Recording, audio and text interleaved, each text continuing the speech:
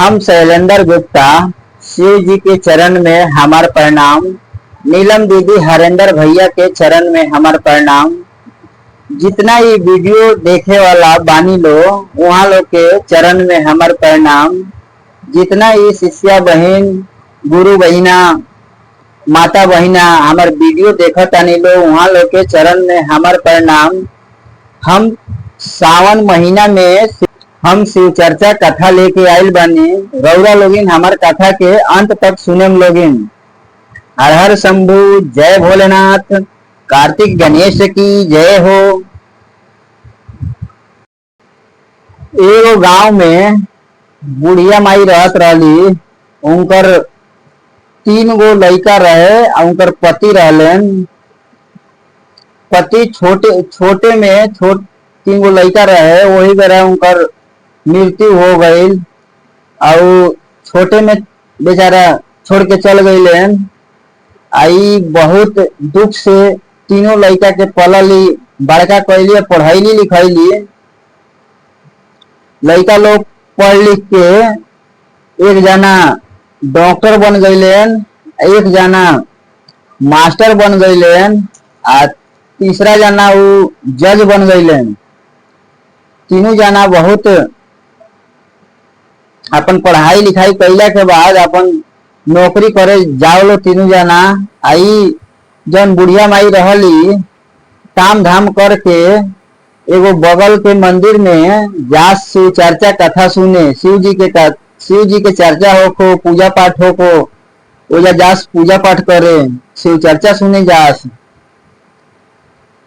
ऐसे ही कुछ दिन बीतल तो गुरु बहिना लोग बोले लागल कि एगो काम रौरा करी, अपना बड़का लड़का के शादी करी, रौरा बड़ा दिक्कत होता टे।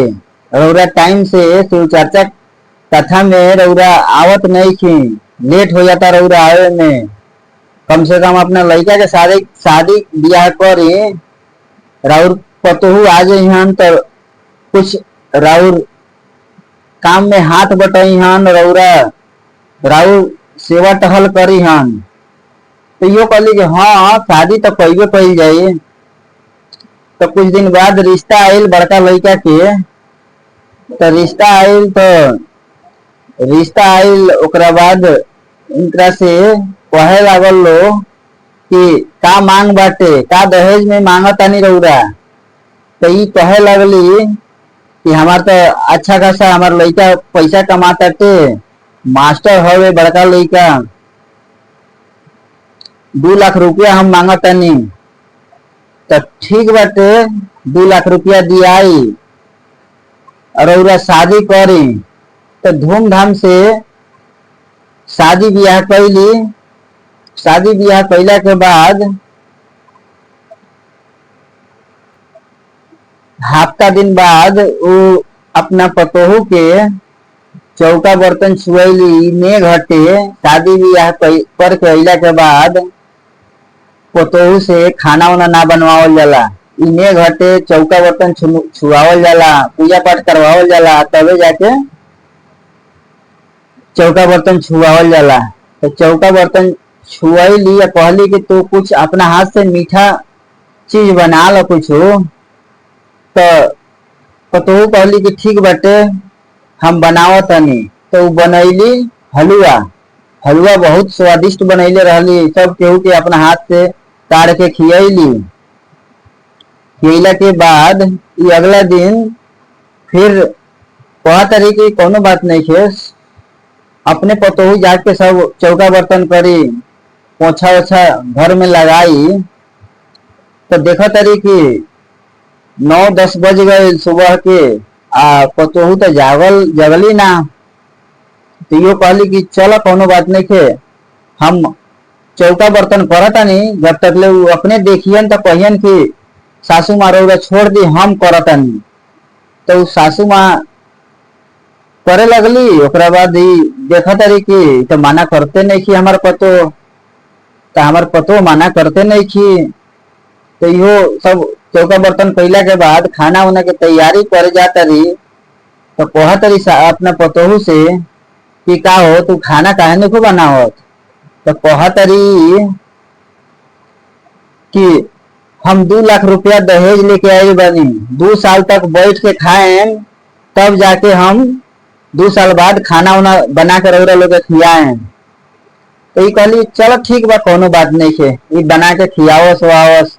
ओकरी बाद कहस कि कोनो बात नहीं है, हम बना उना के खियाए, खाना वाना बना के खिया के तब जास मंदिर में शिव चर्चा सुने, शिव चर्चा कथा सुने। अब मंदिर में यास तो हो जा लेट हो जाओ, चाहे कि डेली बाई डेली घर के काम धाम करके, काम धंधा करके तब जास मंदिर में। तो मंदिर में गईला के बाद लेट जास, ओकरा बाद कहीं जगह ना मिलो तो वो कोना में जाकर बैठ जास, चुप्पे चापे शिव चर्चा कथा सुनस। अब जितना शिष्य गुरु लोग बहन लोग ओजा रहे लो तो कहे लो कि ये बुढ़िया माई ये बताई राउर अपना बेटा के शादी कहनी तब हूँ रौरा दिक्कतें होता, का बात के दिक्कत बाटे, अब तो पतोहू आ गई। तो सास बुढ़िया माई कहे लगली कि ऐसन ऐसन बात बाटे, शादी यह तक कही नहीं, लेकिन वो पतोहू कहा तारी कि हम 2 लाख रुपया दहेज में देले बानी, 2 साल बैठ के खाए। अब का बतावल जाए, ये सब बात करत तारी आ घर के हम काम धाम करत तानी, उनकरा खुद बना के खियावत तानी। तो शिष्य गुरु लोग माई बहन लोग कहे लगली कि कोनो बात नहीं है, छोड़ी बड़के बेटा के कोई बानी, अब छोटको मझलो बेटा और सियान हो गई बड़न, शादी करे लायक, उनकर शादी रौरा करी, उनकर उनकर मेहरारू आई हन तो राउर सेवा टहल करी हन, कुछ हाथ बटाइए रौरा काम में। तो ये कहली कि ठीक बाटे, उनकर शादी कही जाए। तो कुछ दिन बाद मजलू लड़का के रिश्ता आयल, तो रिश्ता में आयल तो इंद्रा से कहे लागल लोग बुढ़िया माई से कि रौरा का दहेज मांगता नहीं। तो दहेज में ई कहली कि महिला लड़का तो डॉक्टर हटे, बहुत बड़का लड़का से बहुत ज्यादा पैसा कमाता तारन, हम 5 लाख रुपया दहेज ले हम, 5 लाख दहेज ले हम। तो ये लोग कहे लगल ठीक बाटे, मंजूर बा, दियाई पैसा, 5 लाख रुपया दियाई। तो बहुत धूमधाम से शादी भइल, 5 लाख रुपया दहेज भी मिलल। शादी करके इनकर महिला लड़का आइलन तो उनकर जवन मेहरारू आईली बुढ़िया माई के दूसरा नंबर पतो आईली। तो यो कुछ दिन बाद उनको के चौका बर्तन छुआवल गईल, पूजा विधि व्यवहार कैल गईल। विधि व्यवहार कैला के बाद कहली कि ठीक बाटे, तू चौका छुआ, कुछ मीठा चीज बनाव, बुढ़िया माई कहली। तो बुढ़िया माई कहली तो कहली कि ठीक बाटे, हम बनाव तनी। तो यो हलवा बनेली बहुत स्वादिष्ट, आ घर भर में पूरा फैमिली के खियली।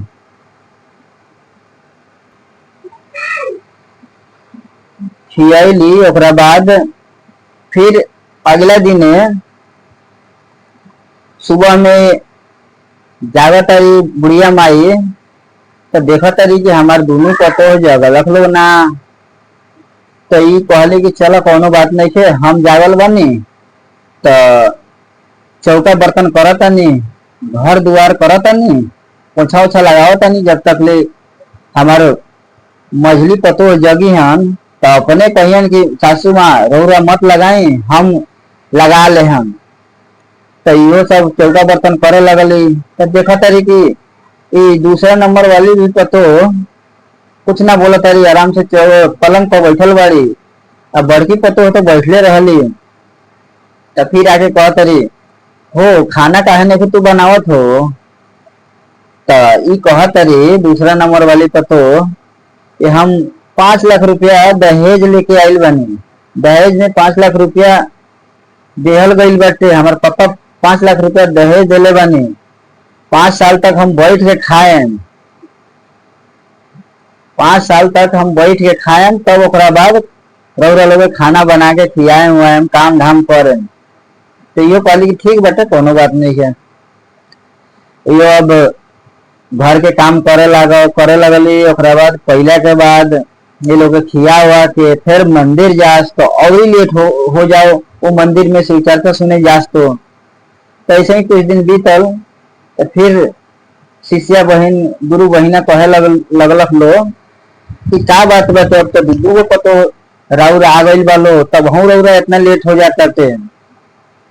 तो कहत रही कि दूधू पतो तो नाम खाती बालो सब हम घर के हम काम हम ही करत नहीं तो का बात बाटे। तो कहे लगली कि हम मझला बेटा के शादी करनी उनकर मेहरारू आइल बाड़ी तो कहत रही कि हम 5 लाख दहेज देले बानी। 5 लाख दहेज हमार पापा देले बानी। 5 साल तक बैठ के खाए ओकरा बाद हम राउर काम धाम करे खाना वाना बना कर रउरा लोग खियाए।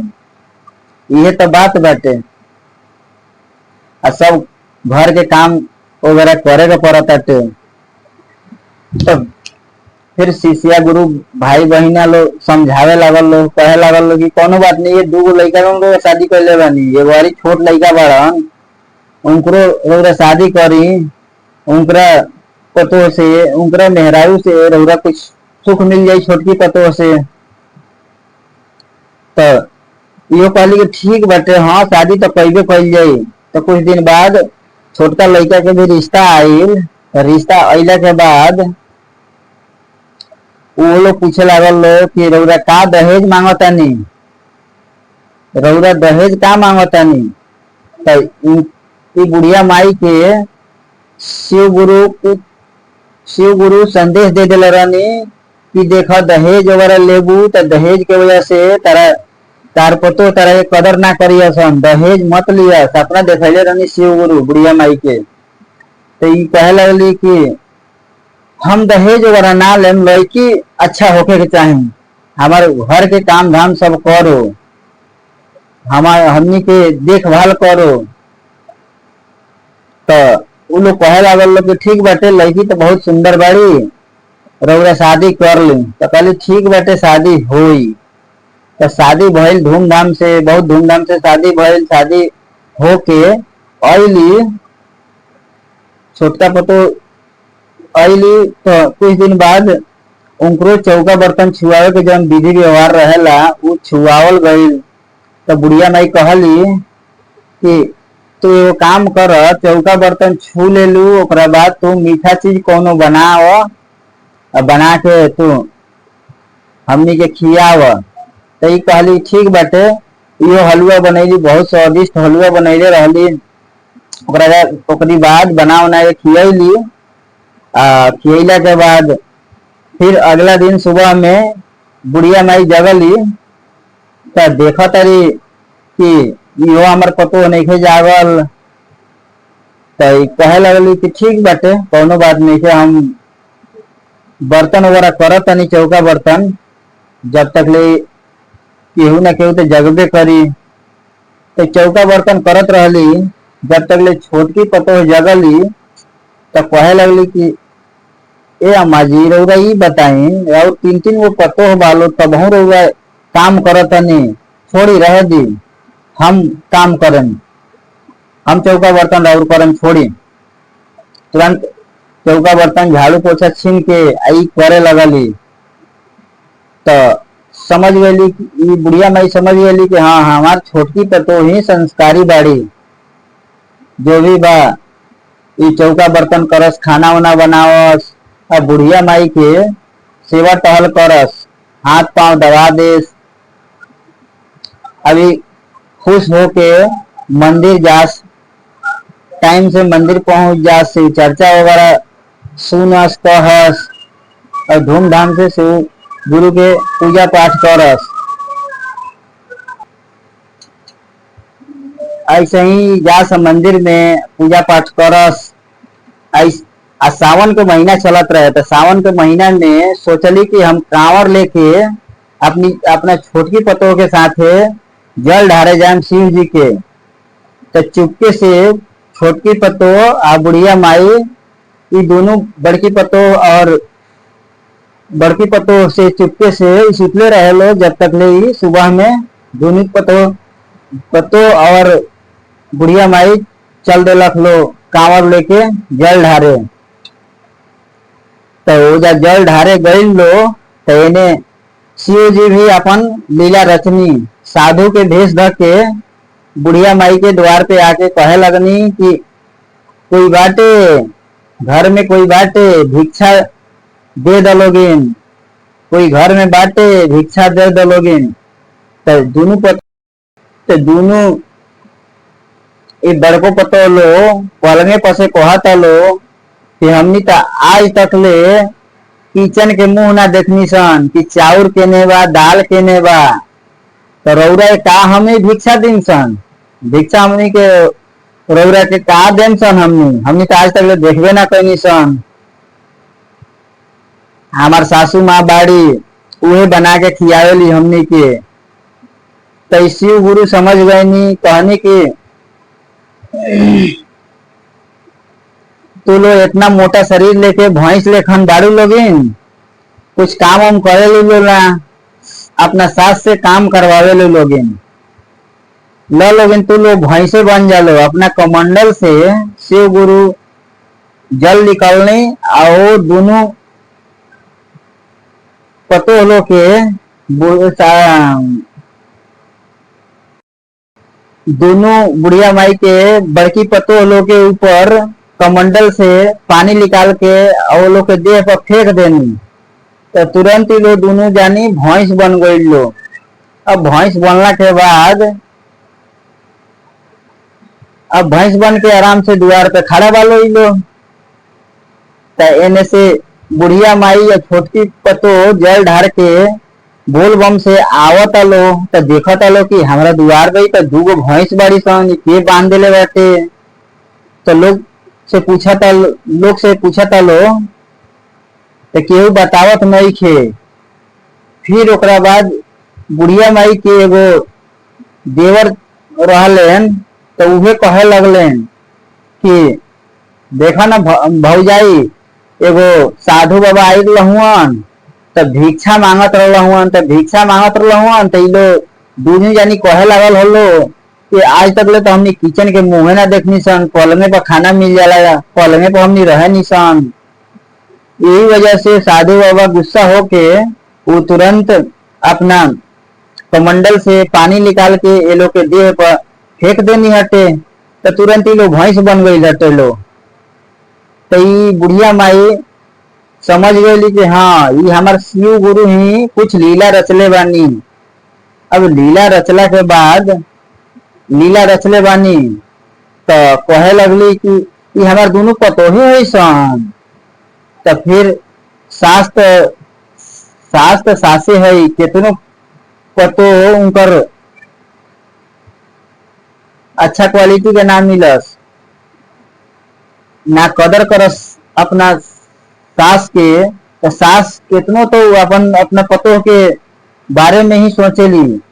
तो सास कहे लगली कि हे शिव गुरु बहुत अन्याय हो गई बाटे, बहुत अन्याय हो गई बाटे, घात हो गई बाटे। केहू का कही हमार दूगो लड़का बड़ा सा वो कहिलो नु कि हमार मेहरारू भैंस बन गई, सब भैंस के साथे रहे पड़ी। शिव गुरु रौरा लीला करी कुछ चमत्कार दिखाई।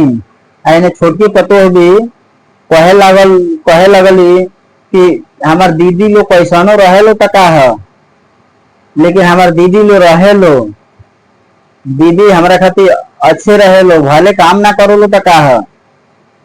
वो शिव गुरु के बहुत पूजा पाठ करस, बचपने से पूजा पाठ करस। उनका छोटको पतो वो शिव गुरु से अर्जी लगावे लगली। तो शिव गुरु तुरंत जब साधु के भेष में प्रगट भईनी। प्रगट भइला के बाद शिव गुरु कहे लगनी कि हे बालक तारा लोग का दिक्कत बाटे, कोनो परेशानी बा तो बताओ लोगिन। तो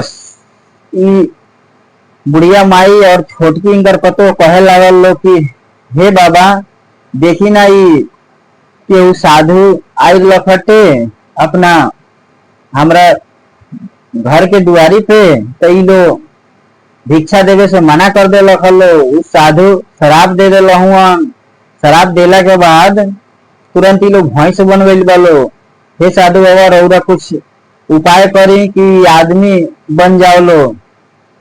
तो वो अपना कमंडल से साधु बाबा पानी निकलन और तुरंत शरीर पे फेंकलन ये दोनों जानी के। तो तुरंत ये अपन असली रूप में आ गई लो। असली रूप में अला के बाद तुरंत साधु बाबा के गोड़ पे सब लोग गिरता। तो साधु बाबा आशीर्वाद दे के वजह से निकल गए नी। तो ये दोनों बड़की पतो लो समझ गई लो कि हाँ इस शिव गुरु के बहुत बड़ा कृपा बाटे। हमनी भैंस बन गई तो भैंस से फिर असली रूप में आदमी हमनी बनल बानी सन। तो सासू माँ के गोड़ पे गिर गई लो। गिरला के बाद क्षमा मांगे लागल लो। अब क्षमा मांगे लागल लो तो सासू माँ तो माँ होली वो तुरंत पिघल गईली। अब पिघलला के बाद अपन तीनों पतो के गले लगैली। गले लगैला के बाद अब तीनों पतो बहुत अच्छा से अपन बुढ़िया माई यानी सासू माँ के सेवा करे लागल लो। अब तीनों पतो बहुत धूमधाम से शिव जी के भक्ति करो लो, पूजा पाठ करो लो, ओम नमः शिवाय के जाप करो लो। ओम नमः शिवाय के जाप करो लो। अब तीनों जानी अपना सासू माँ के बहुत सेवा वगैरह करे लागल लो। तो सासू माँ भी खुश हो गईली। हम कहानी के हम यही जा अंत करे जाता नहीं। गौरा लोगिन के कहानी अच्छा लागल हो कि तो लाइक करें, शेयर करें, चैनल के सब्सक्राइब करें लोगिन। और हमार शिव चर्चा कथा रउरा लोगिन के अच्छा लागल हो कि तो कमेंट में जय भोलेनाथ जरूर लिखें लोगिन। हर हर शंभु, जय भोलेनाथ, कार्तिक गणेश की जय हो।